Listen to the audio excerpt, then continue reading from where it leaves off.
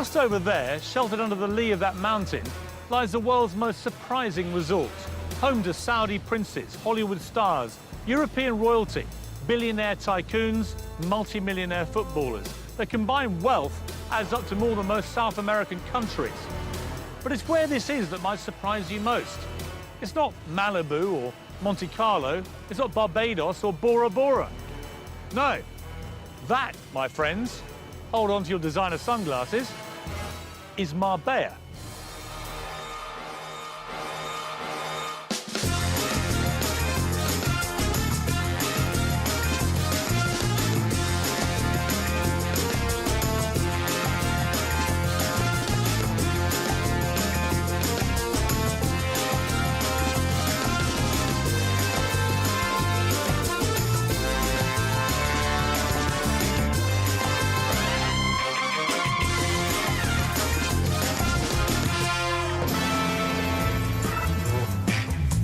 Marbella is a classic contradiction, a tale of two cities. You'll probably know one of them from the tabloids. Costa del Crime. There was a shooting where literally they sprayed the hairdressers with bullets. Boozed up Brits abroad. What's a champagne spray party, silly? Well, the thing is, you don't drink it all, so what else is there to do? Vice Central. If I was running Marbella, then it would be cleaned up. But there's more to this town than binging Brits, wannabe wags and drug-fueled gangs. It's not Iron Napa. I'm going to show you a Marbella you may not even know exists. One that's not so much Costa del Crime as cost a hell of a lot. It's pretty ugly, but how much is it? 16,000 euros. 16,000 euros for a handbag? It's stuffed with million-pound mansions. We don't like big houses. You don't like big houses? What's this? Overflowing with luxury boats, oozing with flash cars, and has more than a few resident billionaires to go with them. This has got to be 10 million quid's worth, doesn't it? Could be.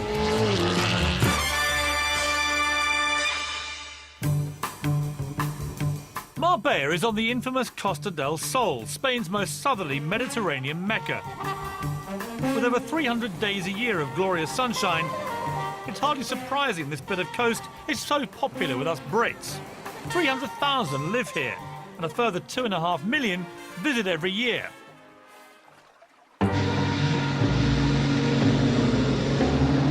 I'm driving the Golden Mile. It runs east-west alongside the Med and links Marbella's past and present. Behind me is the old town the Spanish Christians retook from the original Muslim invaders back in the 15th century. On my left here is the world-famous Marbella Club, where the magic of this place really all began. It was a hotel that first attracted film stars back in the 50s, kick-starting Marbella as an exclusive resort. Up here you have the mosque that was built by King Fahd of Saudi Arabia as a gift to the local people. And tucked up there you have the famous White House, which again King Fahd built as his summer residence.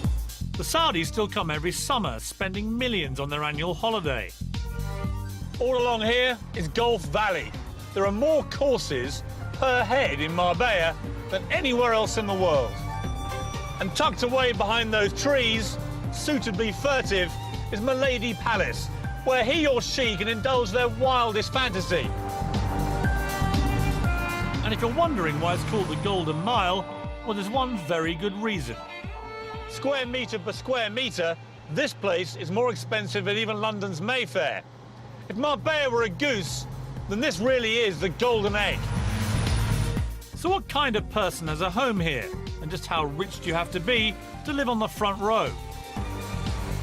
I've been invited to take a look inside L'Oriana, reputedly one of the most impressive of Marbella's mega mansions. My guide is John Davis. John, how are you? Welcome. Welcome to L'Oriana. I'm looking forward to this. John is a property developer who creates these seafront havens and manages them for the wealthy owners. Wow, look at the chandelier. I mean, let's cut to the quick here. What would that cost? About £150,000. And what about this sort of tapestry here? That's a very special one. There's 3 of those in the world, and that's got over 1.25 million stitches a square metre. And what would that have cost? I think it's valued between 350,000 and 400,000. Wow. But that's just chicken feed. The rest of the carpets in the house cost a whopping £2 million. Thank goodness I didn't step in anything on the way. I'm not allowed to tell you who owns this place. Suffice to say, he's a British knight of the realm who's worth more than the Queen. Indeed, he only comes here for his summer holidays. The rest of the year, he lets it out. The colours are good today with the sea. Beautiful, absolutely beautiful. The main house is just 5 bedrooms, but there's a 3-bedroom holiday cottage under the lawn with his own pool and a grotto for the kids. A further 4-bedroom guest house in case friends pop round, and this, another 4-bedroom house in the gardens for the servants. Now, what have we here? Roman spa. Fully stocked gym, saunas, steam rooms, some strange bathing tool. Private cinema. Look at that. And of course, if you're super rich and you fall ill, what better than having your own little private hospital?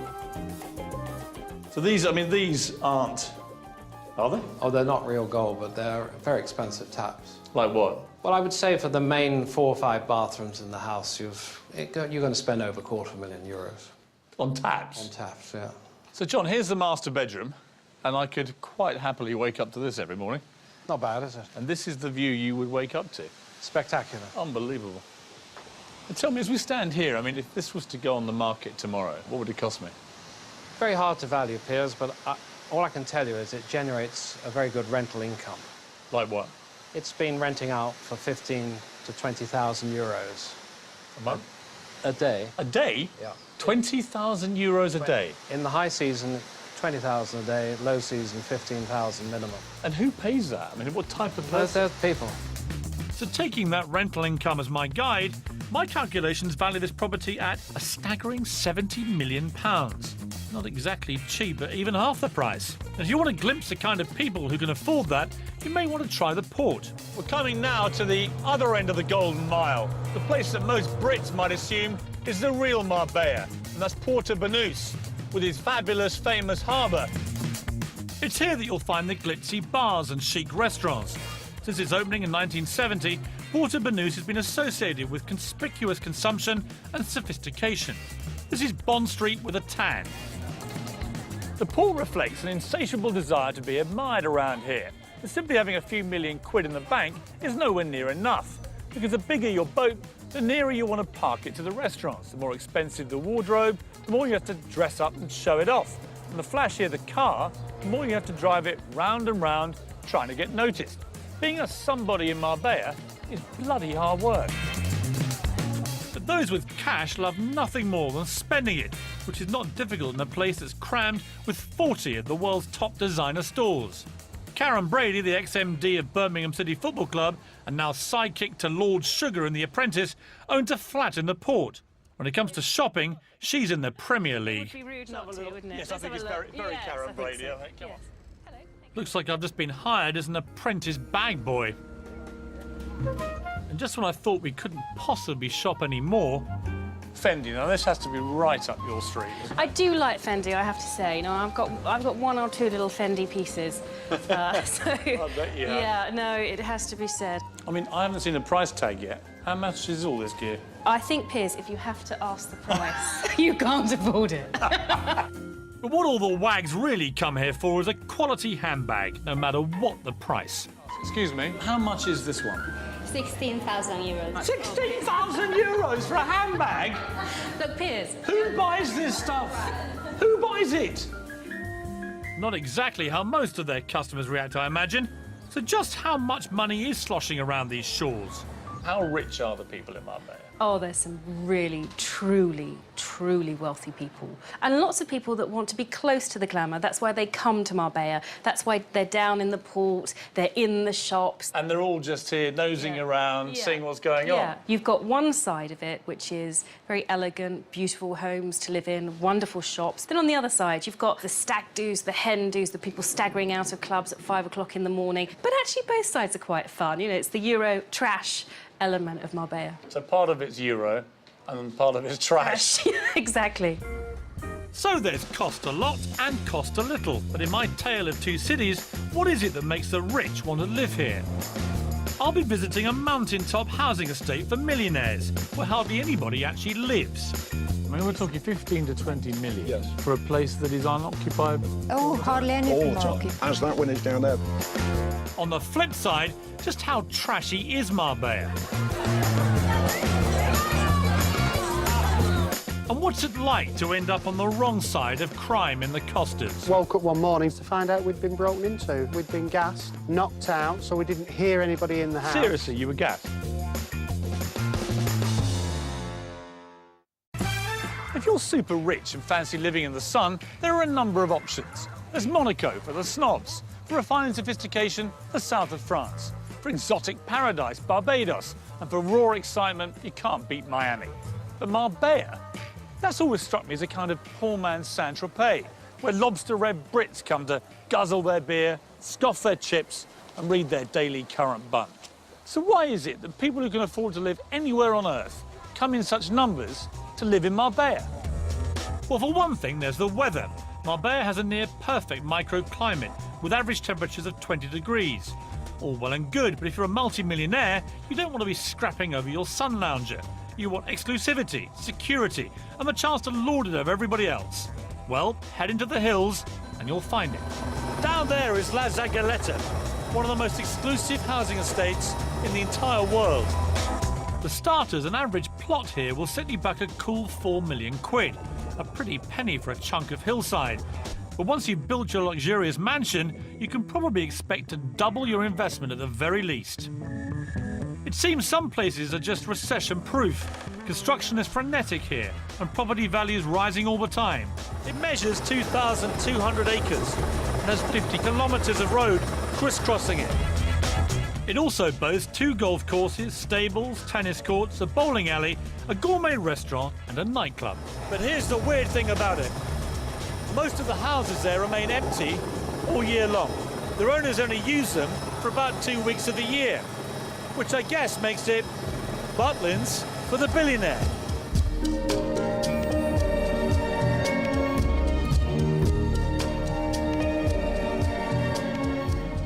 To get into this private hilltop hideaway, you need to be escorted from the main gate by a resident, or you might get shot.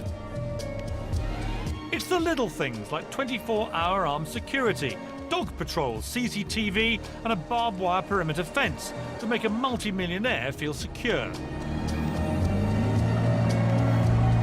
Inside, resident Graham Fisher is waiting to guide me the 3 kilometres to his particular slice of mountainside, where he lives with his wife Barbara, when they're not back at their Barbados residence, that is. Oh my God, look at the view. That's incredible. Isn't it? Well, that's why we bought this house, because that was the view. Graham sold his UK chemical company back in the 90s, made enough money for him and Barbara to find themselves on Marbella's super rich list, albeit near the bottom, something they're endearingly embarrassed about. Is this one of the bigger ones in the area? Not, actually. Really? Where would it rank? It's one of the smallest, actually. No. It is. We don't like big houses. We're very happy. You don't like big houses? What's this? Well, we've got about 700 square metres, so what's that, 7,500 square feet of indoor living space. But you don't like big houses? But we've got pals here with 2,000-metre yes, houses. yes. So it's all relative Yes. in Marbella? Yes. Yeah. Look at the view. Huh? You've got from the port of Banús, Yeah. 180 degrees round to Gibraltar, and behind Gibraltar you can see Morocco. So that is actually, that's Africa? Correct. Wow. It's 20, that close? 20 miles away. You Seriously? could swim it on a good day. You could. Yes. If you're David Walliams, it's idyllic, safe and isolated. Perfect for hiding away. But all these houses are worth between 5 and 20 million. Yes. Yeah. Well, It's not easy to find one for 5. But basically, it's There's a like a few Germans. secluded If you look over oasis here- for very rich people, right? And us. Well, Graham, let's be honest, I'm not scenting poverty here, Graham. And whose is that huge place just in front of us there? As far as I'm aware, it belongs to a German family, but we've never seen lights on it. It's never in use. I mean, we're talking 15 to 20 million Yes. for a place that is unoccupied. oh, hardly any of All them the are time. occupied. As that one is down there.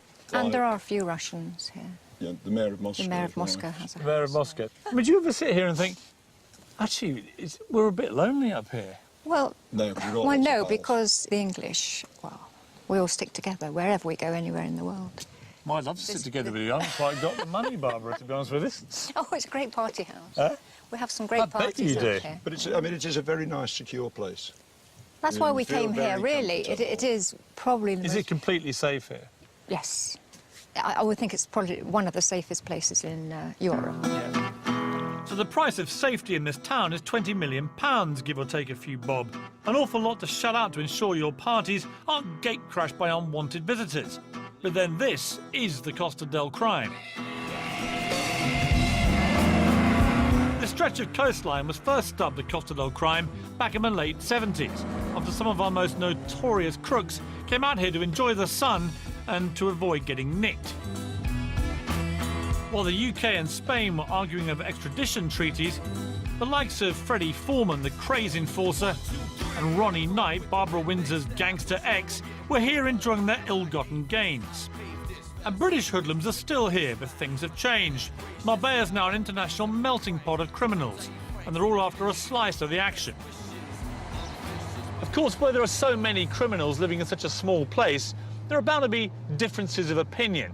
In the last few years, along this small stretch of Spanish suburbia, there have been a whole spate of gangland shootings.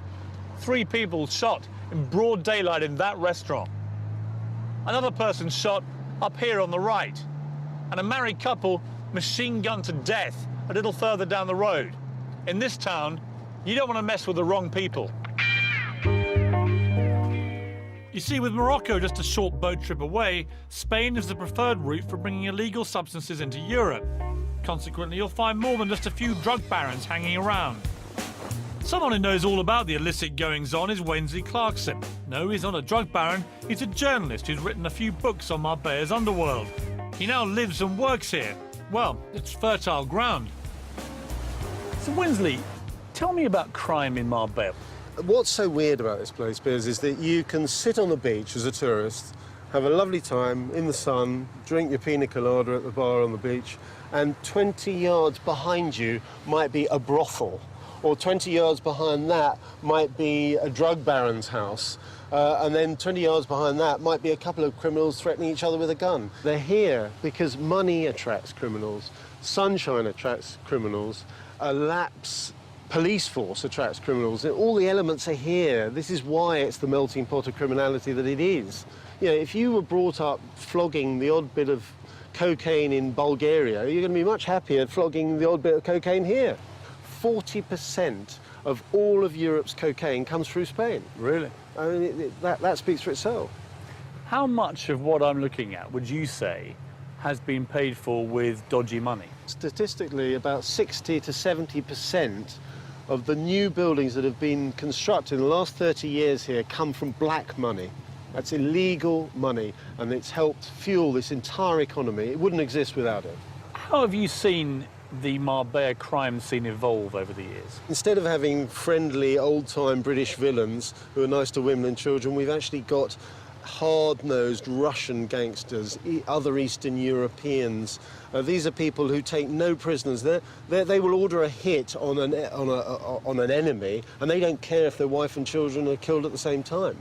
And is that actually happening in Marbella? I mean, this is not just myth. This is going on. It's going on all the time. There was a shooting in a hairdresser's not that long ago where literally they sprayed the hairdressers with bullets. They didn't care about the other people who were killed and injured, but they got the man they were after.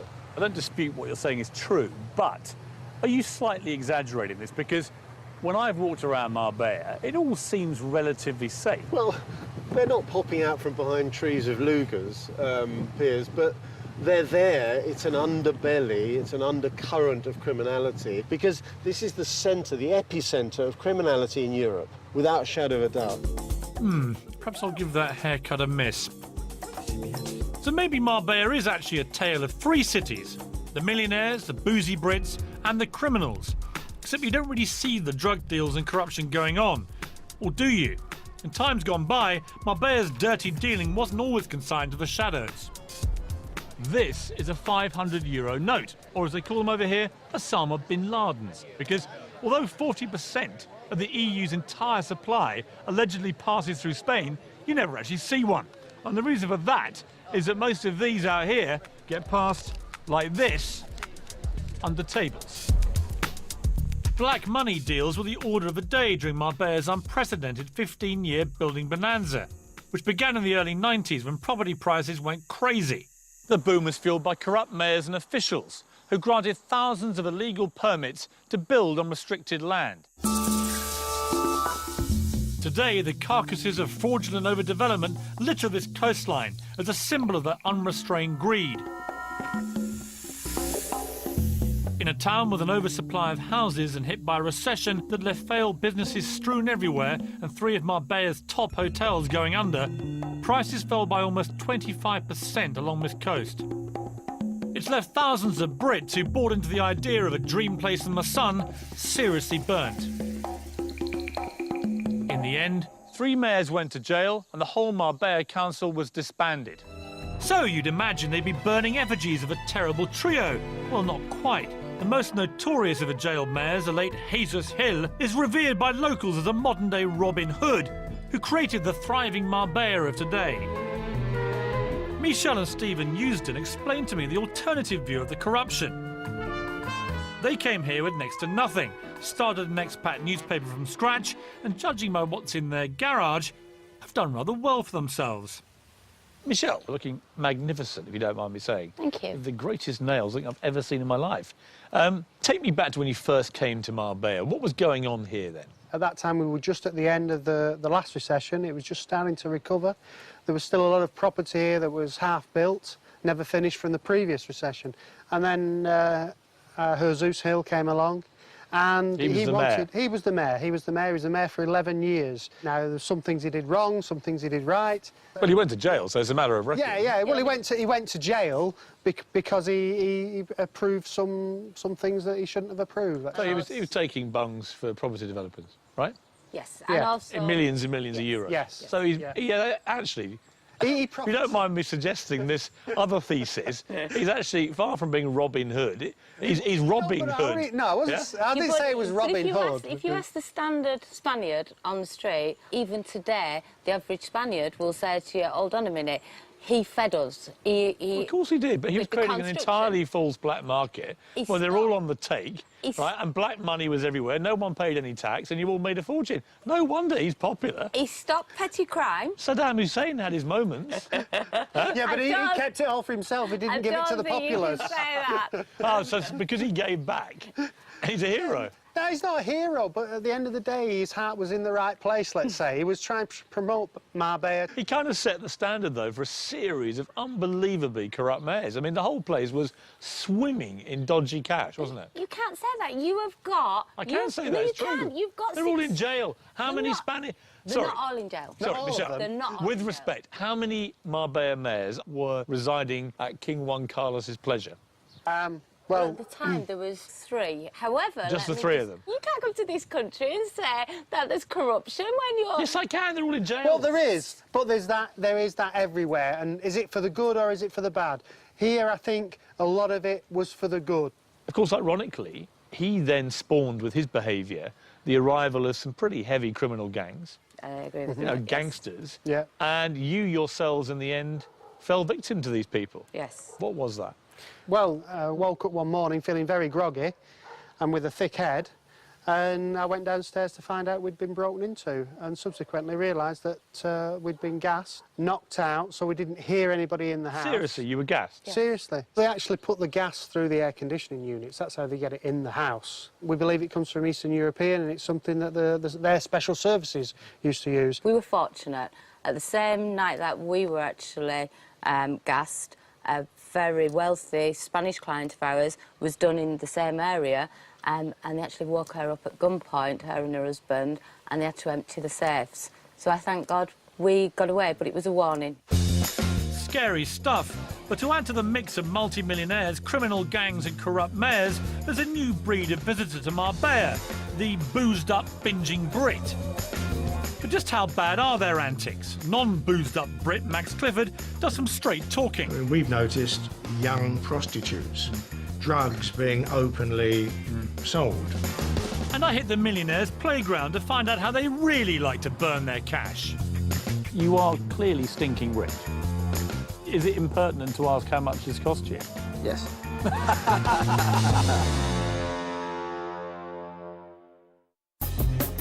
As midnight approaches, Porto Banús becomes less swanky and more, well, you know what I mean. The sort of place you wouldn't let your daughter loose in without a chastity belt. There's no doubt that with the arrival of cheap flights a decade ago, a new type of tourist spewed forth on the plains, and they were looking for just one thing: a party. Marbella developed a Jekyll and Hyde personality. Whilst the front line has kept its upmarket glamour, the street behind has become decidedly more downmarket. It's known as the second line, and at the far end, along with the hookers, pickpockets and pushers, you'll find Lineker's Bar, a home from home to many Brits abroad. Right, ladies, now you are on a hen weekend, right? Who is the lucky hen? You are, right. Why have you come to Porto Banús? Because it's classier than most places and we're classy ladies. Wait a minute, it's classier than most places and you're classy ladies. Ladies, with the greatest of respect, you're wearing weird tutus. It's a one-off, though. So do you really think it's a classy place here? Yeah, it is. Where are you from? Now I know what you mean. The nice part, though. What do you think of this place, Lineker's? It is cheesy. You see, even though it may be cheesy, I can't wait to get in there. Who would you be most excited to see here? They clearly have impeccable taste. This place has suffered a great load of criticism for lowering the tone of the port. But after tonight, I can't see what all the fuss is about. An absolutely crazy place, and yet, I have to say, undeniably good fun. They're all having a great time in there. I mean, look. Actually, maybe not. The Lineker behind Lineker's is Wayne, once famous simply for being the cheeky younger brother of Gary. He's now famous for being the tax-evading younger brother of Gary, who went to prison and then came out to create a string of boozers, nightclubs and strip joints that stretch across the Med and beyond. It's definitely fun here, isn't it? No question. Wayne's not exactly Mr. Popular with Marbella's elite, thanks to the party-hungry clientele he brings to town. So wait, do you make any apology to the smart set of Marbella? I think you have brought this place crashing to its knees down market. Do you make any apology? No, none at all. What Lineker's has done for the port has not lowered the clientele. It's brought a new clientele to the port, a more down-to-earth clientele, and a great crowd. And fortunately for Lineker's, it's turning towards the crowd that we want. You know, we'll go through sort of 15,000 bottles of beer over a weekend. 15,000 bottles of beer? Over a weekend. Do you think the media caricature of Marbella is, and Porto Banús in particular, is unfair? It's a high-profile place. It's a busy place, and what sells stories, you know, muck sells stories, isn't it? So they're going to look at that side of things. Are you happy wallowing in muck? Oh, where there's muck, there's money, Piers. I mean, do you think you've made Porto Banús more accessible to the British working-class man and woman? That's exactly right, Piers. So Wayne Lineker's message to the rich and famous of Marbella is... Do one. So, no room for the toffs in Wayne's world. I'm not exactly sure they're rushing to be at his side, are you? But whilst the drunken hoi polloi might be confined to just one short street in Porto Banús, it's one street too many as far as many Brits living the dream here are concerned. It's the hottest conversation in town as they sit in their bougainvillea-clad villas or stroll the lush golf course. Public relations guru Max Clifford and his gated community friends seemed positively militant when I caught up with them for afternoon tea. This strikes me, we're all sitting here having an absolutely quintessential English tea. And it kind of suits all of us. Tea, 5 o'clock in the afternoon, when Bob's been golfing and we've been swimming and the girls have been shopping, yeah, or having their nails done. It is lovely here. I mean, I have to say, though, this is about as far removed from Porto Banús at night time. Marbella is a weird contradiction of areas, isn't it? Porto Banús is like Soho is to London. Yes. You can come out of the theatre in the West End and go to a beautiful restaurant, or you can go into the streets of Soho where there's drug addicts and prostitutes and whatever. It's the same here. Does that concern you as a long-term Marbella resident? If I was running Marbella, then it would be cleaned up. There would be police presence, it would be altogether different.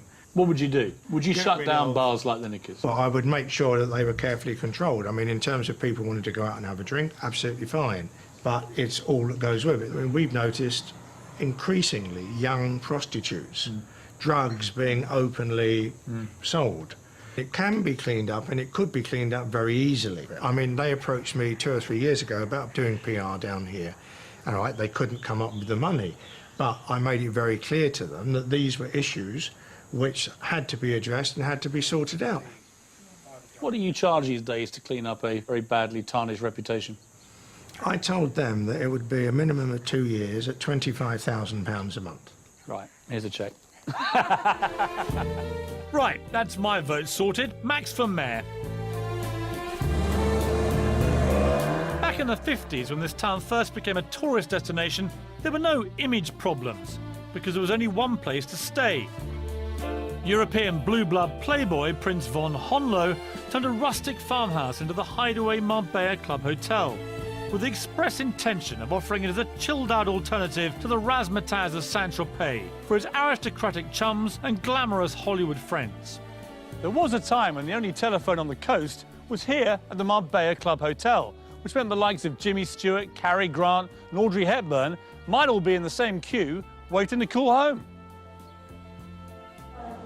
This hotel still has an aura of chic discretion about it, with 23,000 trees in the garden and individual private villas, making it easy for stars to come here and stay without anyone knowing about it.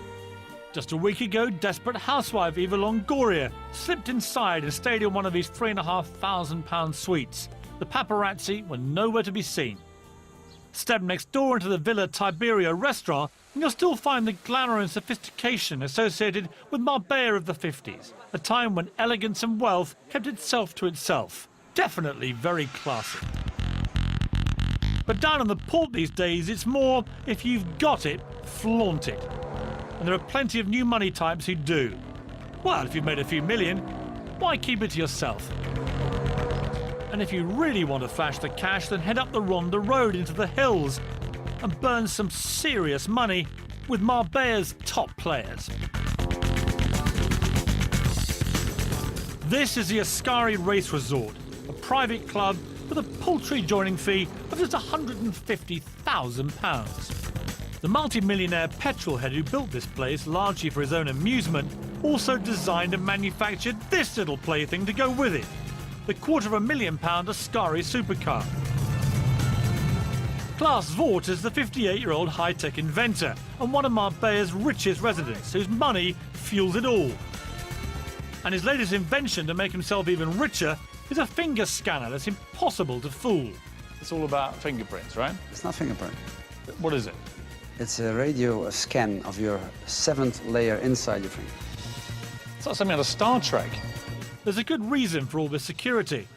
My God. These are Formula One cars, These right? are all Formula One cars. All of them have been used in Formula One races. Proper Formula One cars.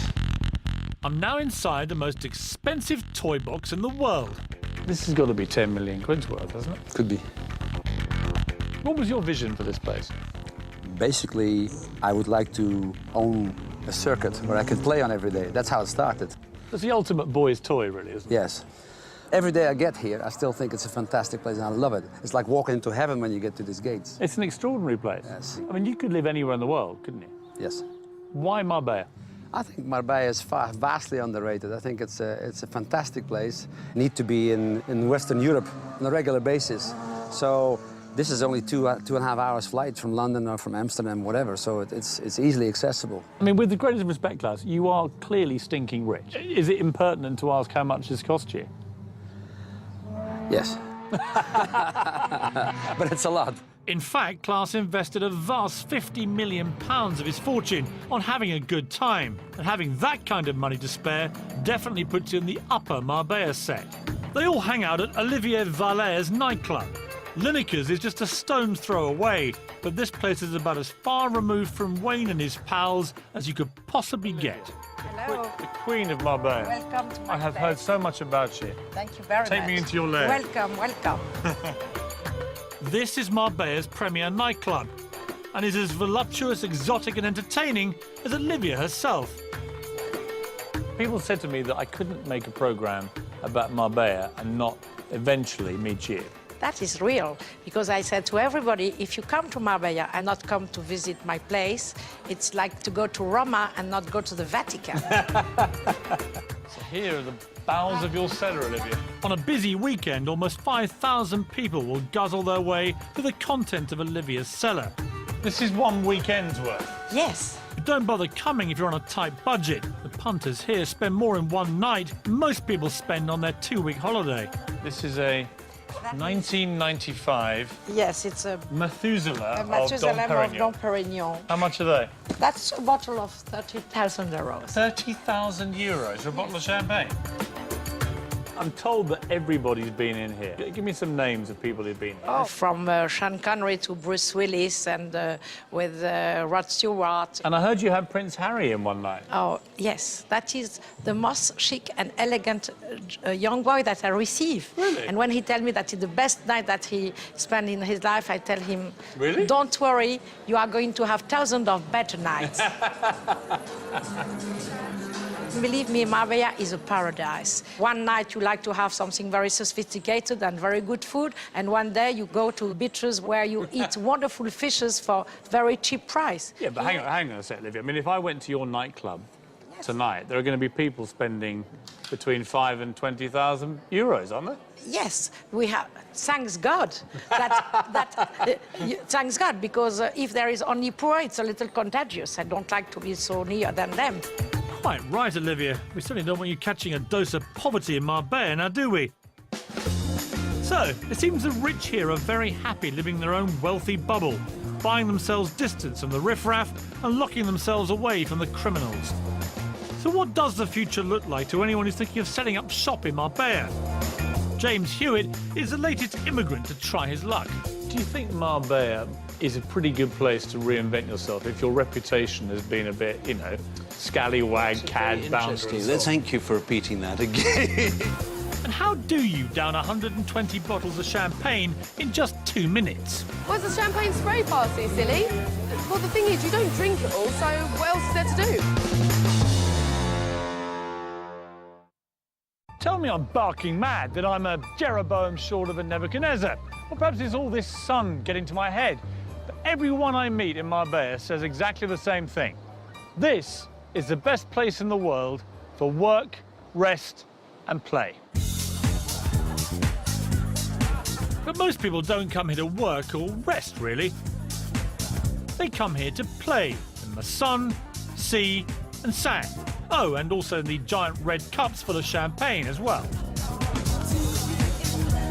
Here at Nicky Beach, I'd arranged to meet Bianca Gascoigne, daughter of football legend Paul Gazza Gascoigne. Have a quiet chat about the new Marbella. Well, quiet-ish. Now then, Bianca, here we are in your natural lair. Of course, yes. Nicky's Beach, Absolutely. Marbella. Seems to be a load of people over there Yes. just spraying champagne. Yes. Where's the champagne spray party, silly? What's that? Well, a champagne spray party is basically, it says what it is on the tin. It's a party spraying champagne. So they're all buying champagne. They're all buying champagne, For how yes. I'm not too sure because obviously Well, let's have a look. in a big group, obviously you So have... here we are, look. Yeah, The champagne here, yeah, a Magnum of Cristal, yeah. 1,945 euros. Yes, And this lot are spraying it all over each other. yes. I mean, that's the most senseless waste of money I've ever seen in my life. And I thought the same. I thought the same. Basically, last time I was girls, we had 120 bottles of champagne. Well, the thing is, you don't drink it all, so what else is there to do?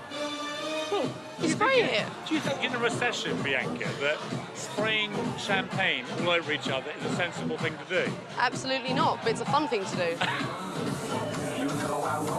Ah, yes, fun. That'll pay the bills. And talking of bills, if you're a millionaire and you're not quite so keen on giving so much of your hard-earned cash to the taxman, there's another reason you might want to move to Marbella.